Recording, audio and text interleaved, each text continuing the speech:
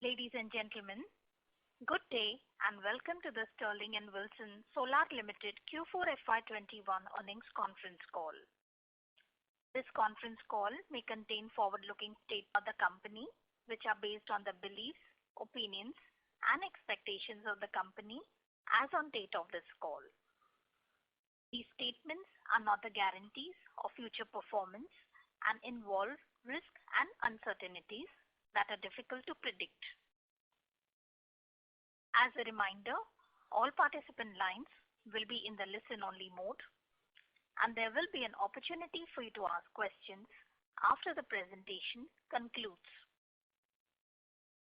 Should you need assistance during the conference call, please signal an operator by pressing star then 0 on your touchtone phone. Please note that this conference is being recorded. I now hand the conference over to Mr. Vishal Jain, Head of Investor Relations. Thank you, and over to you, sir. Good morning, everyone. I welcome you all to Q4 and FY21 earnings call.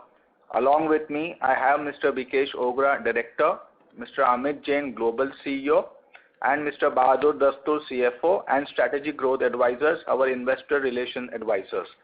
We will start the call with a brief opening statement from Mr. Bikesh, followed by operational highlights for the year by Amit, and finally financial highlights by Bahadur, post which we will open the floor for Q&A. Thank you, and over to you, Bikesh. Thanks, Vishal, and a warm welcome to all the participants on this call.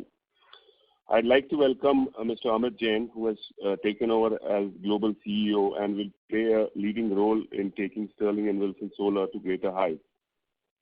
He'll continue to operate from our Dubai office, and Amit is a veteran in EPC sector with over 29 years of experience in various industries such as renewable, oil and gas, chemical, process plants, power transmission, and telecom infrastructure. He's an engineer from Delhi University and holds an MBA degree in international business. He's been instrumental in developing US and Australia as our key markets for the company as its country head. As Amit takes over the global operations of the company, we look forward to his leadership in bringing a new perspective and generate greater momentum for the company's growth globally. I will continue playing an active role as director of the company and will focus on business strategy and organization developments and overall growth directions.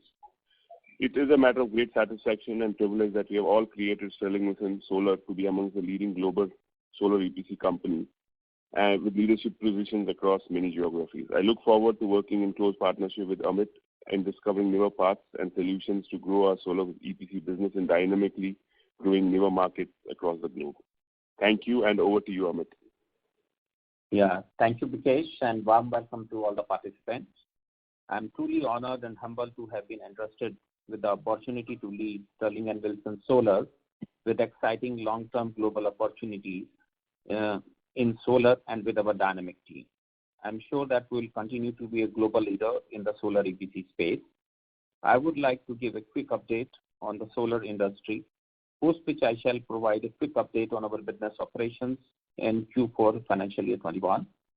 The prices of solar modules have seen an unprecedented increase over the past few months, which has impacted the overall global solar industry. Several module manufacturers are refusing to honor signed contracts even the projects are short-term in nature and LCs have been open for the supplies. Further, since September 2020, and as mentioned on our previous earnings call, there continues to be a disruption in the supply chain due to COVID-19 and upward trend in the prices for the aluminum, copper, and steel, along with increase in freight costs. All these unprecedented factors have created short-term headwinds for the solar EPC industry. This is a global phenomena and has caused large losses across the industry. It has also led to customers delaying new projects as they are waiting for the prices to stabilize. While the bid pipeline is very promising, we feel that finalization of large contracts will pick up only from Q3 onwards. On the operation side, there has been slowdown in one of the projects in a particular geography due to a subcontractor going insolvent with whom we had successfully worked in an earlier project. Consequently, we had to appoint an alternate subcontractor at a higher cost due to the labor restrictions due to COVID. On the market opportunities and industry growth, there have been delays in the finalization of orders since January 2021 due to cost disruptions as explained above. However, we continue to see a lot of traction in key markets like US, Australia, Europe, and South America, and expect order finalization to pick up from Q3. We expect the market to grow in the range of 10 to 15% over the next 3 to 5 years. Our global presence provides us a lot of flexibility in selecting projects globally. Most of our clients are looking at significant capacity additions, and we continue to remain confident of the opportunities going ahead.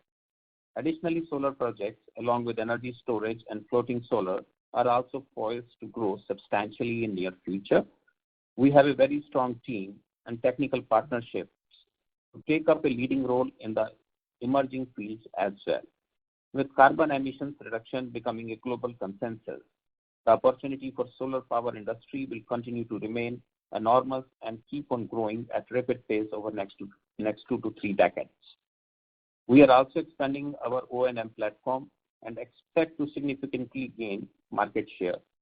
Our target is to operate and manage over 14 to 15 gigawatts of projects by financial year 24, which will include both projects constructed by ourselves as well as the third-party projects. Coming to the performance for the year, we had a strong order inflow of 1.96 gigawatts, amounting to rupees 7,936 crores in FY21, which is higher by 72% as compared to the total restated order inflow in FY20. However, our revenue growth in FY21 was impacted on account of lower revenues in Q4 on account of COVID-19 and a prime subcontractor going bankrupt in Australia and delay in opening LCs for materials. Despite a very challenging year, we have been able to bag robust order inflows, and our gross unexecuted order value before adjusting for revenues post 31st March stands at 9,348 crores as on 30th June 2021.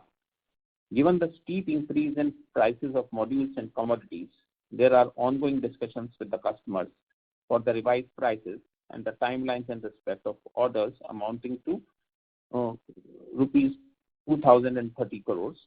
These projects have not commenced and are part of our unexecuted order value. We expect majority of our remaining outstanding order book of 7,318 crore to be executed over next 12 to 15 months. With this, I will ask Mr. Bahadur, our CFO, to take you through the consolidated financial highlights. Thank you very much. Thank you, Amit, and good morning, friends. I will take you through the consolidated financials for the year ended March 31st, 2021.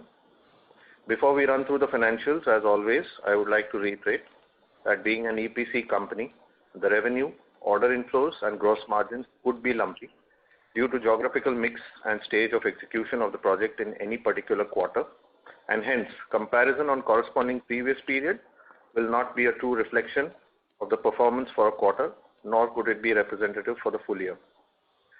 Revenue for FY21 has been at 5,081 crores as compared to 5,575 crores in FY20.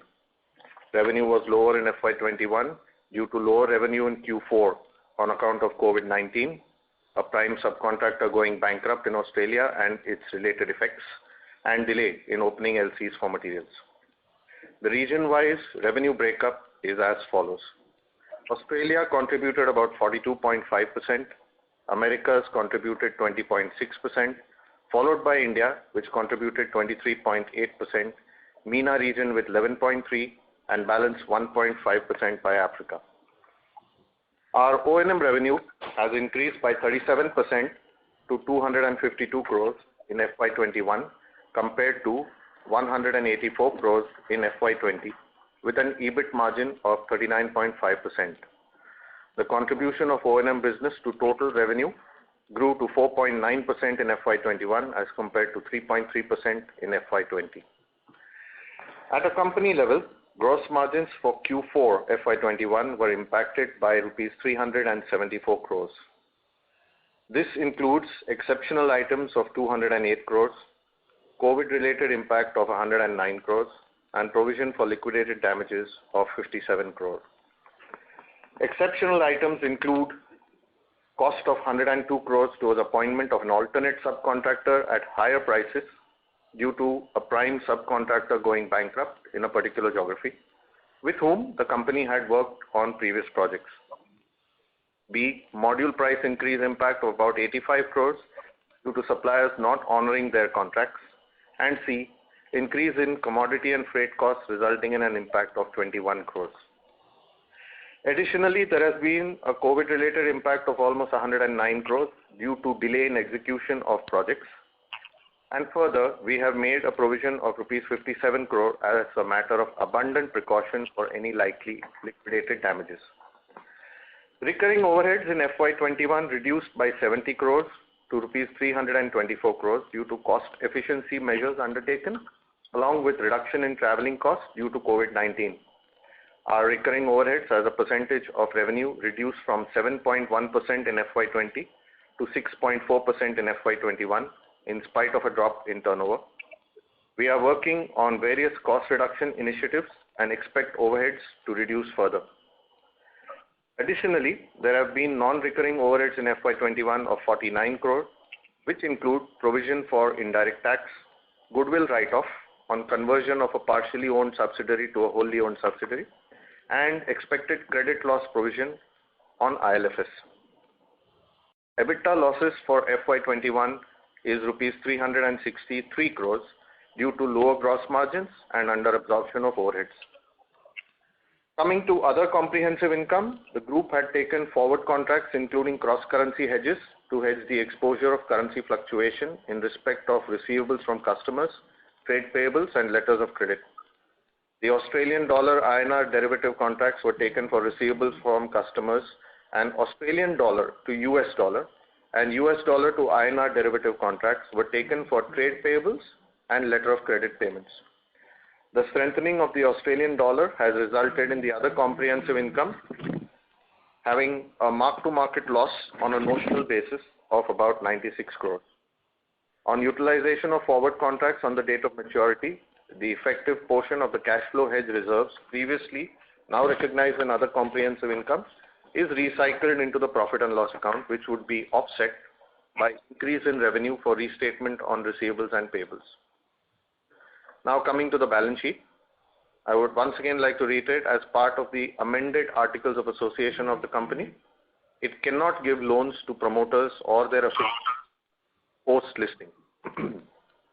The external term debt outstanding as on June 30th, 2021 is rupees 74 crores. Decrease in borrowings is on account of repayment of ICDs and cash flow from operations. Since listing, we have repaid a total of 2,437 crores through internal accruals and money received from group companies on collection of intercorporate deposits. The repayment schedule of term debt is Q2 FY22 and Q3 FY22 and involves a payment of 34 and 40 crores respectively. We have a cash and cash equivalent of approximately rupees 220 crores and a net worth of 658 crores as on March 31st, 2021. As of March, we had a negative working capital of 530 crores as compared to a positive net working capital of 178 crores as on March 2020. Improvement in working capital was driven by combination of higher collection, efficient management of working capital, and advance from customers. Of the receivables due for more than 1 year, as at March 31, 2020, we have been able to settle old receivables of almost 177 crores during FY21 and are confident of recovering most of the overdue balances. The total intercorporate deposits repaid during FY21 was 447 crores, including interest of 123 crores. And additional 162 crores was repaid post-April till June 2021. As at 30th June, ICD stood at 723 crores, including interest accrued, which, as mentioned by the promoters, will be paid latest by September 30th, 2021. On the cash flow front, during the quarter, we had a net operating cash flow from operations of 201 crores as compared to 338 crores for FY20. Cash flow from operations and investing activities have been used to repay borrowings and interest thereon. With this, we can now open the floor to questions and answers.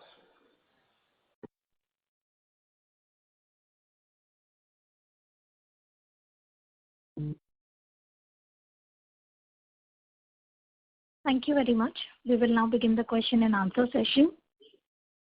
Anyone who wishes to ask a question may press star and 1 on the touchtone telephone. If you wish to remove yourself from the question queue, you may press star and 2. Participants are requested to use handsets while asking a question. Ladies and gentlemen, we will wait for a moment while the question queue assembles. Apologies for the delay. We take the question from the line of Avadhoot Joshi from Newberry Capitals. Please go ahead. Hi, good morning. Thanks for the opportunity. I was looking at slide number 4 of the presentation. If we look at the geographical diversification, Australia has become a dominant part of our order book. From 20.8%, now it has become 69.1%. So I would like to know how it has progressed over the period within 1 year, such a sudden increase in the order book from Australia. Plus, I want to look at it at 3 points now because of one we mentioned about our subcontractor going bankrupt. That second and the second wave taking place in Australia. So how it will affect our business going further? That's my first question. Yeah. So, good morning, Mr. Joshi. So, Australia, as you see, we have been significantly growing our operation in Australia, and it has contributed significantly to order book. And we see that going forward as well, that Australia will be contributing a significant portion of orders to our order book.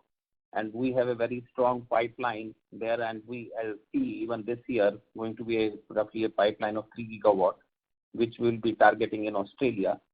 And so Australia is going to be a considerable part of our portfolio. As far as going for the subcontractor, so that has been managed, and now we are moving ahead with our project. And we have worked considerably on that part. We have increased our due diligence with our subcontractors, and we are taking all precautions. So we feel that we have mitigated that risk for our future projects. Just to add, we also have one of our fellow subsidiaries in Australia, which is involved in labor subcontracting. We have now strengthened that subsidiary to avoid, to further mitigate the risk of subcontractors not being able to meet their obligations. Okay. And about the second wave and lockdowns going on in Australia, how it is affecting our business? So as far as second, that is limited to Australia has minimum impact of COVID, and the impact limited to big cities. So far, our project construction work has not been impacted by the COVID wave in Australia. This current wave is not impacting our construction work so far. Okay. Second question about Reliance entering into during their recent AGM, they announced they want to enter into this solar business end to end. So how it will going further? It's in future, I think. So how it will impact us? How it will benefit us in the future? Any thoughts about it? Yeah. So I think with the entrance of a big developer like Reliance, it will widen the market. And as far as Sterling Wilson is concerned, we have a huge geographical reach. Typically, in the last 2 years, we are present in all the continents across the world and are very active. So we don't see any impact on our business so far, but we'll see that that's a positive step for the industry, and it will help in the growth of the industry. Okay. If I can squeeze in with last one. Mr. Bikesh Ogra bought 1% of equity on 19th of the March of the market transaction. So what was the value of the transaction, if you could provide it? So I think I will answer this question. As it was mentioned at the time of filing of the prospectus, Mr. Bikesh Ogra was to be given 1% equity from one of the promoters, and it is that promise that has been fulfilled. So it has been a transfer inter se a promoter to Mr. Bikesh Ogra, as was disclosed in the prospectus at the time of filing. Okay, understood. Thank you, sir. Thank you. Thank you. The next question is from the line of Dikshit Doshi from Whitestone Financial Advisors. Please go ahead. Yeah, thanks for the opportunity. So first question is, regarding the margins. So obviously this year we had an impact and we have done a lot of provisions also. One-off provisions are also there. So let's say, how do you see margins from FY22? Because considering whatever prices of modules or commodity are there today. So right now, the COVID impact is still there in a few parts of the world. We would be able to provide a better margin guidance when we are coming out for our Q1 call in about 40 days from now. That would be the right time when we will be able to give the correct impact if the COVID waves have dropped.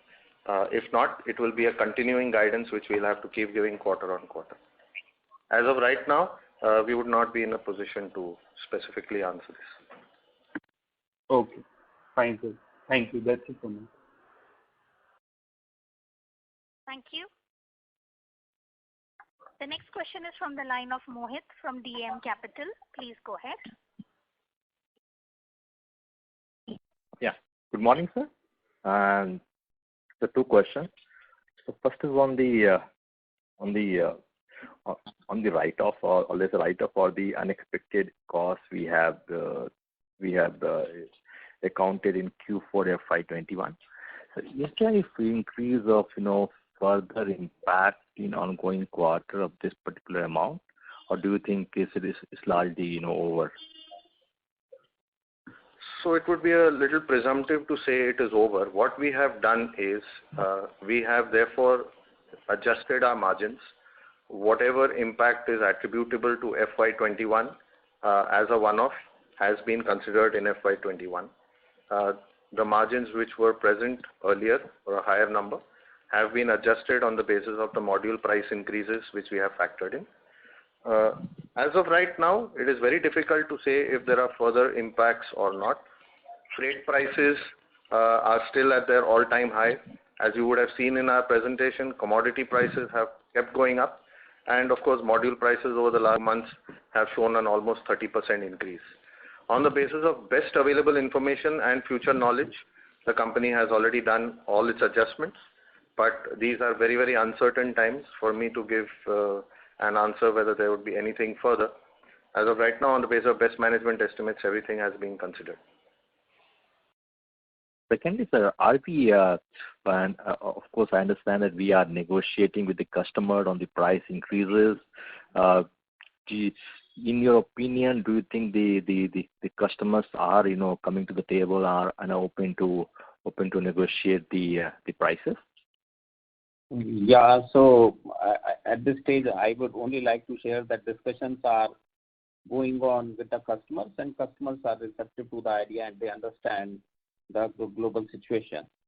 But I would not like to make any futuristic statement in that regard. But definitely we are engaging and customers are receptive and they understand the global situation. And lastly, sir, are our vendors, the Chinese vendors of solar module, are they asking for a higher increase than their contractual, commitments? Yes, that is correct. So we had passed on signed back-to-back contracts with our module supplier, but due to the disruption in the module supply chain, they have come back with the higher prices. So it is important to note that they were signed contracts with the vendor, so it was not some open-ended liability. These people some of them have reneged on signed contracts. And these are you talking about Tier 1 module manufacturers? Am I right in saying that? Absolutely. So lastly, on the pipeline, how do you see the pipeline discussion? Of course, you did mention that it will start from Q3, but if you can comment something on geography-wise, some outlook for the H2 FY22. Yeah. So we see a very strong pipeline in all the geographies we are in. So, and Australia, US, and Europe, they continue to lead the path. So if you talk about specific number, both in Australia and US, we see close to 3 gigawatt pipeline in each of the geographies. And Europe and the LATAM, both put together, they also go close to 4 gigawatt. And India, we have a Middle East has a pipeline of 4 gigawatt, and India has a pipeline of 6 gigawatt. But we'll see, as you know, due to the ongoing turmoil in the market with respect to module prices and commodity pricing, so we'll get to know how much of this pipeline will go ahead in Q3 and Q4, and how many of the projects will be realized on the ground. So based on that, the orders will be converted. But at this point of time, we see a very strong pipeline and the projects on the ground in all the geographies, approximately 20 gigawatt pipeline, which is 20 gigawatt in total across the globe. Okay, understood, sir. Thank you, sir, and all the best. Thank you. Thank you. Thank you. The next question is from the line of Deepesh Agarwal from UTI Asset Management Company. Please go ahead. Yeah, good morning, gentlemen. My first question is, in India, there are some large developers, utilities, who are looking at splitting up the EPC contract, that is procuring the equipment and supplying it to the contractor and just awarding the contract on the construction basis. How does this change the addressable opportunity per project for players like us? So actually, though all kind of market exists in India, so there are developers which are providing module minus all construction and supply contracts, and they are the developers which are awarding the contract on absolutely stripped down version and only construction. But our target market, we are focusing primarily on module construction, EPC minus module model, which is predominantly we are targeting, and that's our target market is in India. Okay, so pure construction is not our target market. No. Understood. And sir, secondly, do we have plans to enter into segments like solar rooftops? We are already in solar rooftops in India, but now we would. It's a very small segment from us, which is not a value add, and we are evaluating what we need to do and from that. Understood. Thank you.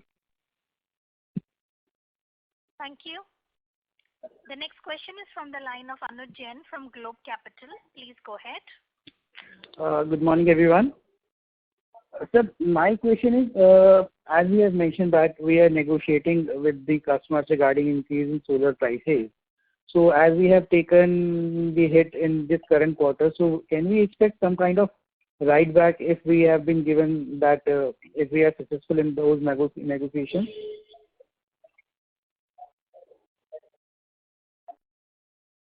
So at this point of time, so I will take Bahadur to take this one.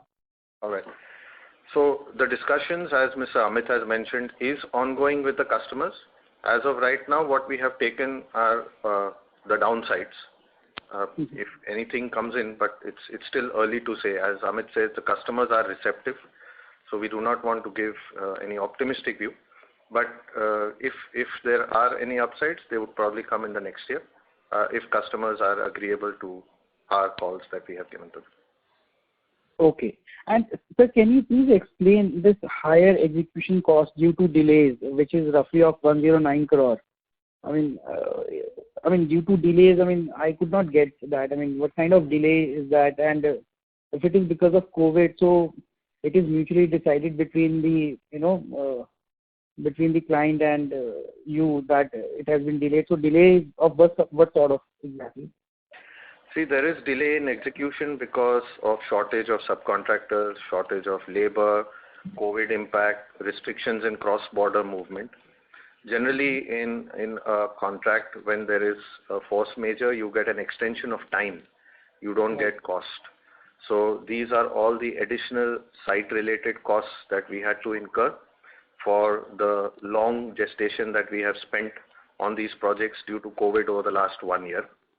Once again, we have put claims on some of our customers.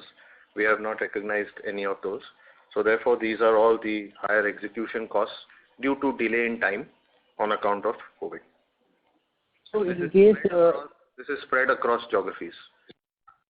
Okay.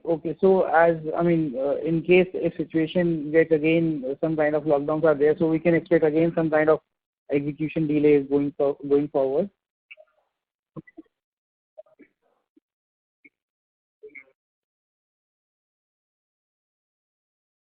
Hello? Yeah, so we'll not like to comment on that now, but that all depends upon how the COVID situation unfolds, and that is totally unpredictable. And sir, one last question. With respect to past orders which are in hand, we are negotiating with the clients. So going forward, for all the orders which we are going to bid in near future or in the coming financial year, in the current financial year, how we are building that, building that impact of rising module prices, future risk of, and commodity prices, labor shortage and trade and everything. So how we are going to mitigate going forward that in our future contracts? Yeah. So we are working on multiple strategies to mitigate that risk. So going forward, we will be discussing with our clients more. So already, even for the short-term contract, so we'll be having more stringent contracts with Chinese module supplier and asking for higher amount of bid guarantees, so that we are more secure and prices are secure. And we'll be building a mechanism with safeguards with our customers as well. So we are working on multiple strategies to mitigate this risk going forward. Okay, sir. That's it from my side. In case if I have further questions, I'll get back into this. Thank you. Thank you.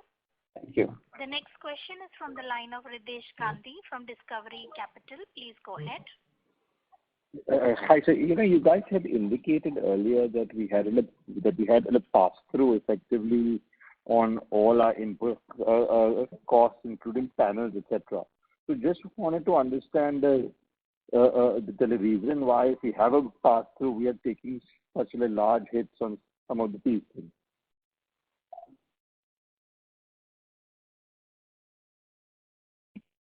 Actually, you are right that on all the large contracts, we have passed through.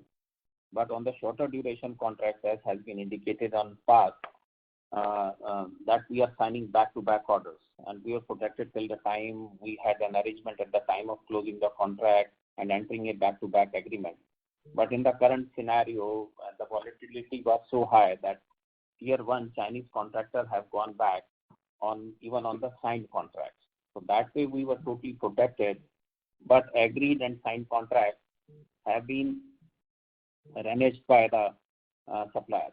So we were totally protected because contracts were totally back-to-back and signed, and LCs were in place. Despite that, the contracts were not honored by the counterparty.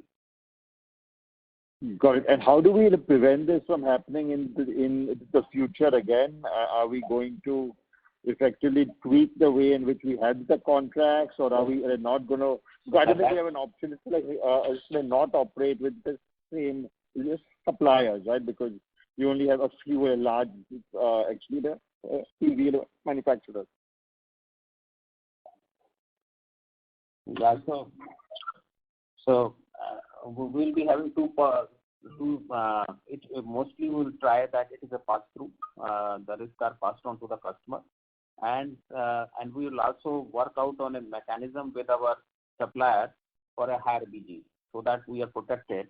So right now, whatever the amount of BGs are, we are planning to increase a significant increase in the quantity, like amount of securities we have from our suppliers, so that we are well protected there. And are there any legal implications that we can take against our suppliers for having defaulted on the agreement?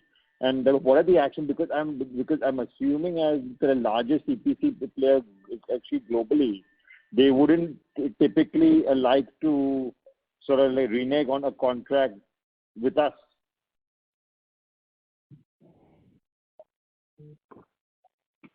They renege on contracts with not just us. We have those. Yeah. So what is happening, that though we have mechanism in the contract that we can take legal action, but we are re-signing the contract and we have to complete our contracts with our customer. So at this point of time, we have to take our EPC project forward, and we will not be going ahead with the legal options. So this is not the problem only faced by EPCs, but even the biggest developers in the world is encountering this issue, and they are not able to manage the modules, module suppliers. So we are somehow managing the supplies so that projects can be completed in the shortest possible time. No, I get that, but look, at the end of the day, we aren't the IPP, right? We are the EPC player. So if it's going to impact our profits, shouldn't we be sort of, it's stopping the work and taking the legal action, because we aren't earning adequate returns to take actually the commodity risk in our projects, right?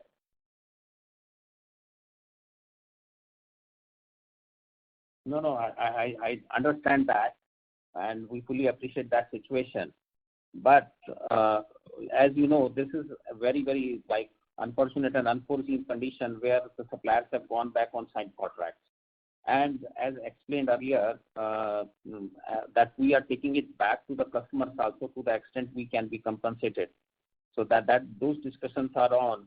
But this was one of situation, and hopefully we see that we'll be taking considerable measures to protect ourselves in future against this eventuality.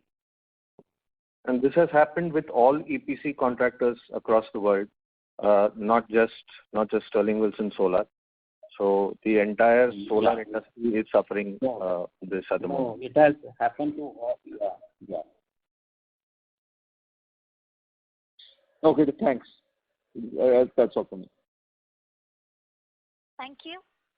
The next question is from the line of Abhineet from Emkay Global. Please go ahead.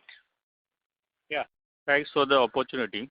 So I have 3 questions. First, let's assume hypothetically, the freight charges remain at these prices along with, copper and aluminum and the other parts along with module. So going into F22, based on the contracts that we have as of now, how much of additional hit we will have to take? I am assuming status quo in everything in terms of prices. So Abhineet, if there is status quo in all the prices, we have already factored in the hit by taking whatever additional hits have to be taken in FY21 and lowered the margin expectation project by project for FY22. So if there are no further hits as you have put it, there would be no additional one-off. It will be part of the standard project cost that we have factored for the next year. Okay, so no cost, let's say from gross margin perspective, because we are assuming that prices remain here, but the only cost additional could be COVID-related cost, as you had mentioned earlier, that any more elongation of COVID across the globe can have some impact, right? There is just one point which I would like to note, and that is that the margins would obviously now be lowered for such projects where the additional costs have been taken. All I'm saying is the adjusted margin as of March is what will continue in the next year. So it would not be the margin that is at the stage of booking, but what is adjusted after taking all the impacts now. Any broader sense what that gross or what that margin could be? Very broad, because I think as you rightly said that there would be a downtick on that. No broad sense at the moment. As we said, we are still in uncertain times, so we do not wish to give a guidance at this stage. We will take it up in the next quarterly meeting and further going forward. Okay. Secondly, see the Indian market as it looks from the government policy and a lot of players announcing their capacities, look that this market probably will range anywhere between 10 to 15 gigawatts and probably running up higher in the coming years. Now, what I want to understand in this utility scale number, what typically is our consideration set?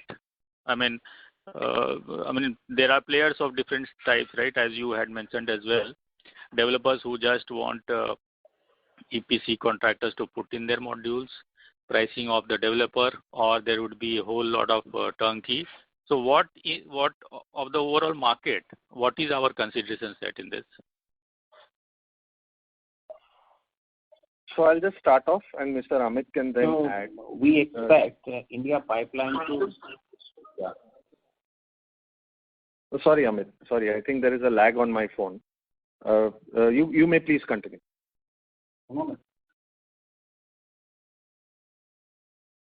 Okay. So, as I indicated earlier, we are the most dominant player in India, established player in the EPC market in India. And we see this market to be growing considerably and continue to be a strong market for us. At this point of time, we see this year as a pipeline of roughly 7 gigawatts, which we hope to target, and we continue with the entrance of new markets and growth of the market. This will continue to grow even in the segment which we are targeting. So we see market growing and our market share going up in the Indian space. Bahadur can add further to that.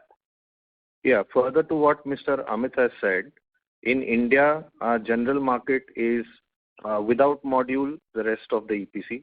So we do not engage in stripped down EPC models.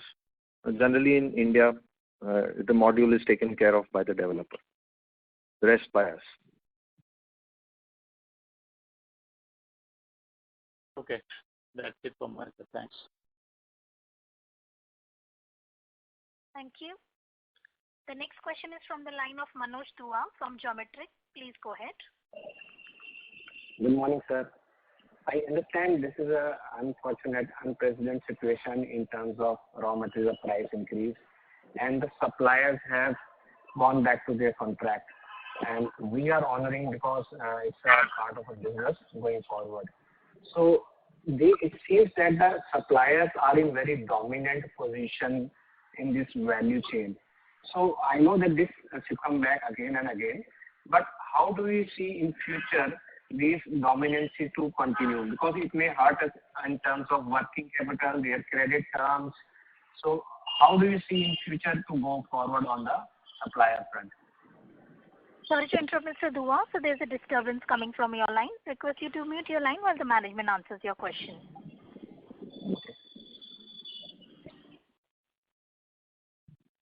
Yeah. So, see, the future bits, whatever we are bidding at this point of time, it is getting factored in our prices. And so, if the status quo remains, we are going to maintain and we are going to build in the volatility into our prices.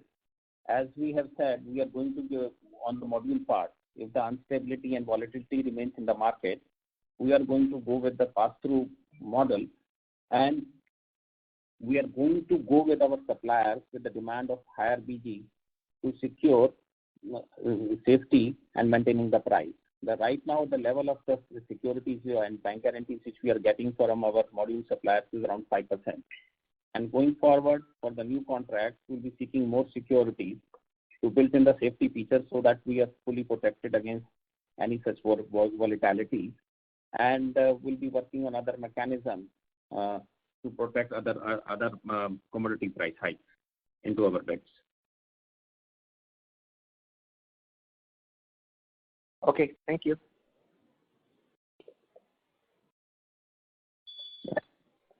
Thank you. Thank you.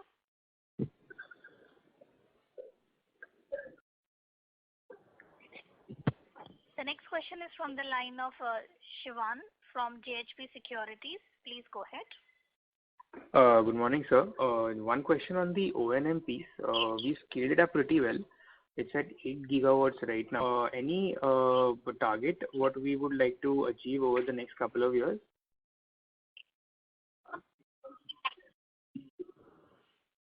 Hello. Yeah, so we want to be around 18 to 19 gigawatt by good morning. We target to be around 18 to 19 gigawatt by 2024 in O&M space. So right now, our predominant portion of the portfolio comes from India, but going forward, we are planning to go globally as far as O&M space. Amit, can I come in here? Amit, and we'll be expanding our O&M business in India. Amit, yeah, can I come in here? This is Vikesh. Yeah. Sorry to interject. I think probably there please, we are targeting. Yeah, please. We are targeting 18 to 19 gigawatts by 2027, and we will be targeting around 14 to 15 gigawatts by 2024. That's the broad understanding on how we are approaching the O&M business. Just to get a slight iteration done on the numbers that you just mentioned. Sorry about that. Okay, so it's approximately 14 to 15 by FY24, right? If I've heard it correct. That's right. Okay. And sir, considering we're going to be entering into other geographies, how would the margins turn out to be, the realizations and then the margins?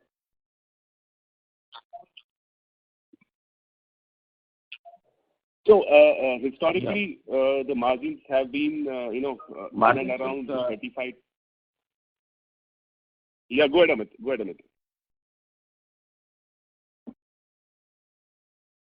No, please carry on, Vikesh. Yeah. No, so just continuing on the O&M bit. Has been 35 to 40%.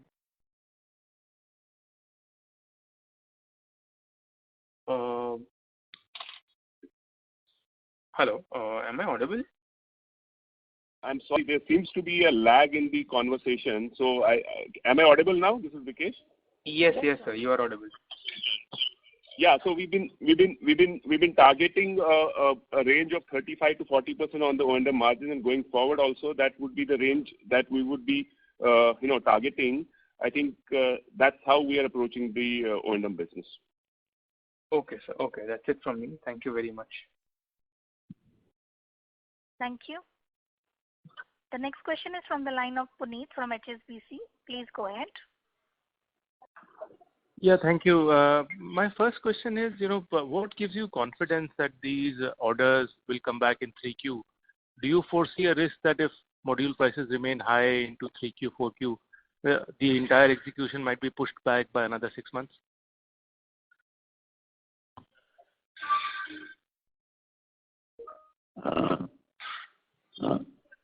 No, we don't expect that, but we will give you higher visibility of our order pipeline in next quarter, but we don't expect that to happen. Is there any indication that module prices are coming down in 3Q? Because that should be the key monitorable, right?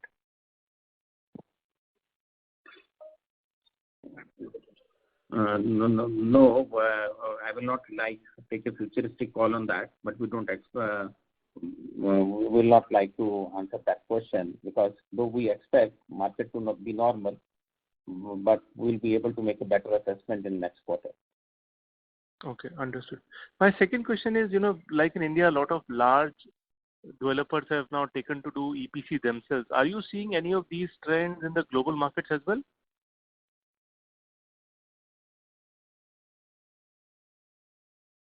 Global markets, because the business model is very different, so though that model already exists in some of the markets, but we don't see that happening because the project financing models are very different and they require complete wrap from EPC contractors. So we don't see that happening in our predominant geographies, US, Australia, and Europe. Okay, understood. That's all from my side. Thank you so much. Thank you. The next question is from the line of Sagar Parekh from Deep Financial Consultants. Please go ahead. Yeah, good morning, sir, and thank you for taking my question. My only question is on this, as you said that you had bank guarantees of 5% with the module suppliers in China or from anywhere where you source. Why haven't we looked at encashing that BGs if they have defaulted or if they have refused to honor their contracts? I'll take that question. The bank guarantees, while on the case of the vendor side is about 5%, let us not forget that at the same time our customer holds our BGs for a much larger value. Projects have to be completed on time, and therefore this becomes a matter of negotiation. As we have mentioned earlier, therefore to balance this risk, we are now going to seek an equivalently high bank guarantees from our vendors going forward, such that the risk is equally felt by them, which right now, when you're having a 30-35% price increase, a 5% bank guarantee is not going to be very significant to deter him to honor his contract. But then will they, or are they looking at, in the new contracts, if you say that you are going for higher security, but they should be willing to accept that. So has that willingness come from them, or it's a matter still of ongoing negotiation right now? Both, so we are fighting on several fronts, talking with our customers also, as Mr. Amit explained, as well as talking to our vendors. It's a matter of ongoing discussion. We were asked as to how is it a risk mitigation. So this was our proposal. Okay, sure. Okay, that's it from my side, and thanks. And most EPCs will not take the risk. Sure. Thank you. The next question is from the line of Nitin Gandhi from KFS Trade Capital. Please go ahead. Thanks. Thank you for taking my question. I have two questions. So one is, can you give some color on order book? How much, what's the size of the short-term contract where price fluctuations are on our head? And secondly, against whatever last year one-time hit we have taken, how much claims aggregating we have put forth, which may or may not materialize? Thank you. So I'll answer the first question. I would not in the moment want to answer the second.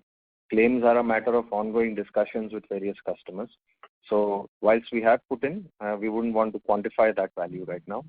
As far as the short-term contracts versus the long-term, the module risk versus the non-module risk, for the next year, the carry-forward orders, it will be roughly in the range of 50-50.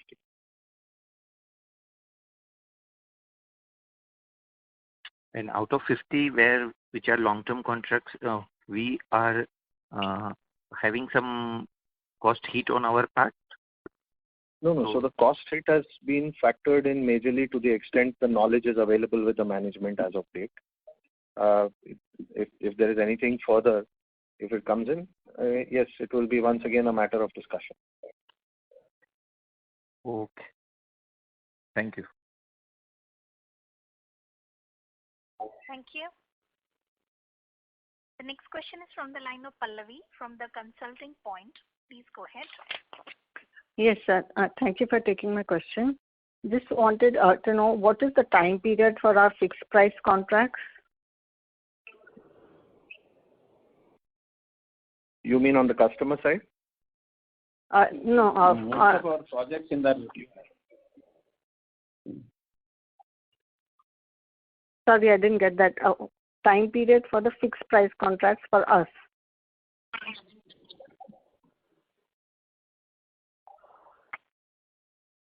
Yeah, so most of our contracts are between 12 to 15 months duration. So that's the most of our contracts, and the longer contracts go to 18 to 21 months.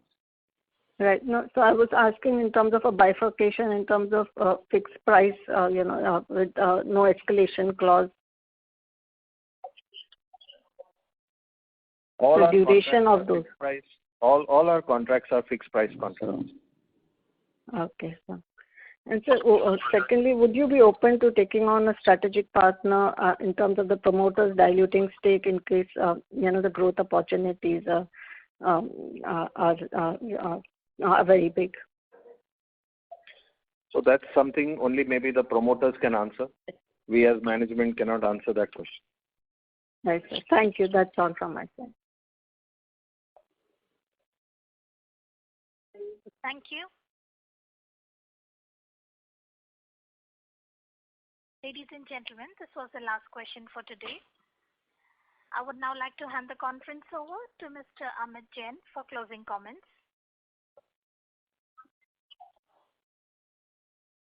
Yeah. We'd like to again thank everyone for joining this call and for your continual support all the while. I hope we have been able to address all your queries. For any further information, kindly get in touch with Mr. Vishal Jain or Strategic Growth Advisors, our investor relation advisors. And thank you once again and have a great day. Thank you. Thank you.